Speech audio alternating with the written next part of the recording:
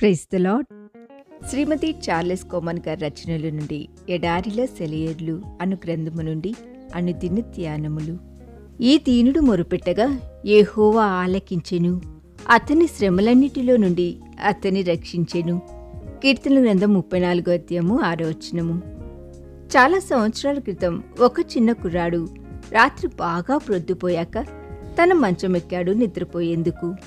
ఆ గాఢాంధకారపు రాత్రి సమయంలో తన మెత్తటి పడకపై వాడు అటూ ఇటూ కాసేపు దొర్లేక తన ప్రక్కనున్న మరో మంచం వైపు తిరిగి, డాడీ నువ్వున్నావా అని ప్రశ్నించాడు. అవును కన్నా ఉన్నాను అని జవాబొచ్చింది అటువైపు నుంచి.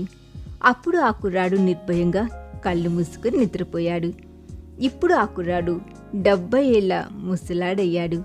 ప్రతి రాత్రి నిద్రించడానికి ముందు అతడు తల పైకెత్తి తన పరలోక తండ్రిని సంబోధిస్తూ, డాడీ నువ్వున్నావా అని ప్రశ్నిస్తాడు.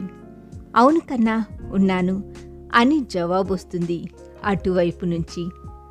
అప్పుడు అతడు చిన్న పిల్లాడి లాంటి విశ్వాసంతో, ఈ రాత్రి నేను నిద్రించే సమయంలో నన్ను కాపాడుతావా అని ప్రశ్నిస్తాడు. తప్పకుండా కన్నా, నిన్నెన్నడూ విడువను, నిశ్చింతగా నిద్రపో అని జవాబొస్తుంది అతడికి. తండ్రి అయిన దేవుడు మనతో ఉంటే ఇక మనకు భయమెందుకు? నీ ప్రార్థన వినపడింది, నీ ఆర్తనాదం ఆలకించబడింది. కృపాసహితమైన నీ వాక్కులు పరలోకం చేరాయి. మంటలు మండించే నీ ప్రార్థన తండ్రి చెవిన పడింది. నీ దుఃఖమంతా ఆయన అర్థం చేసుకున్నాడు.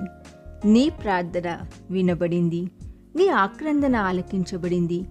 అత్యున్నతమైన తండ్రి సింహాసనం బలంగా కదిలించబడింది.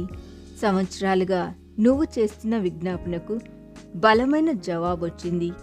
మొదటి నుండి నువ్వు వేస్తున్న కేక భూమి ఆకాశాలను ప్రతిధ్వనింపచేసింది.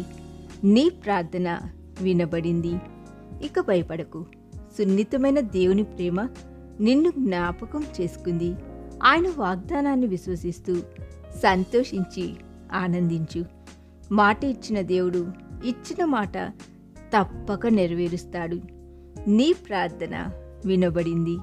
ఇక ధైర్యంగా ఉండు. నీ విశ్వాసాన్ని కొనసాగించు.